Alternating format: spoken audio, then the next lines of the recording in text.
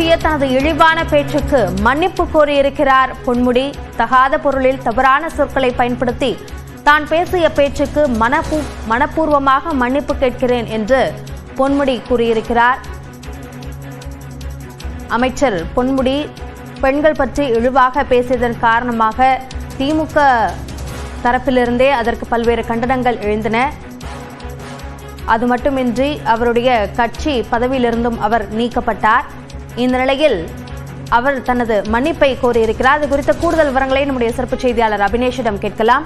அபினேஷ், தன்னுடைய மன்னிப்பு கேட்பில் என்னென்ன அம்சங்களை அவர் குறிப்பிட்டிருக்கிறார்? அபிநயா, தமிழ்நாடு அமைச்சர் வனத்துறை அமைச்சரும் திமுகவுடைய முன்னாள் துணை பொதுச் செயலருமான பொன்முடி தன்னுடைய ஆபாச பேச்சுக்கு மன்னிப்பு கோரியிருக்கிறார்.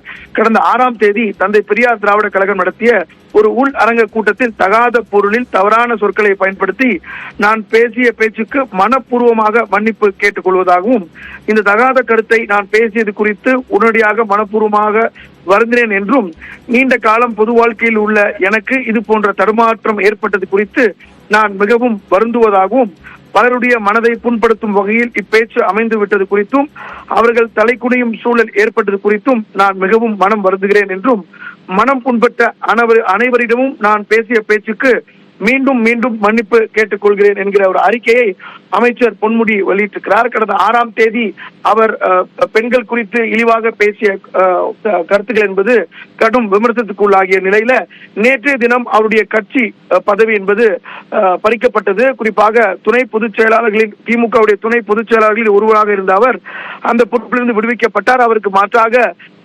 மாநிலங்களவை உறுப்பினர் திரு சிவா நியமிக்கப்பட்டார். இந்த நிலையில அமைச்சர் பொன்முடி தன்னுடைய பேச்சுக்கு மனப்பூர்வமாக மன்னிப்பு கேட்டுக் கொள்வதாகவும், இது போன்ற தகாத பொருளில் தவறான சொற்களை பயன்படுத்தி பேசிய பேச்சுக்கு மனப்பூர்வமாக மீண்டும் மீண்டும் மன்னிப்பு கேட்டுக் கொள்வதாக ஒரு அறிக்கையை வெளியிட்டிருக்கிறார். அபிநயா, அமைச்சர் பொன்முடியினுடைய மன்னிப்பு கேட்பு குறித்த விரிவான விவரங்களுக்கு நன்றி அபினேஷ்.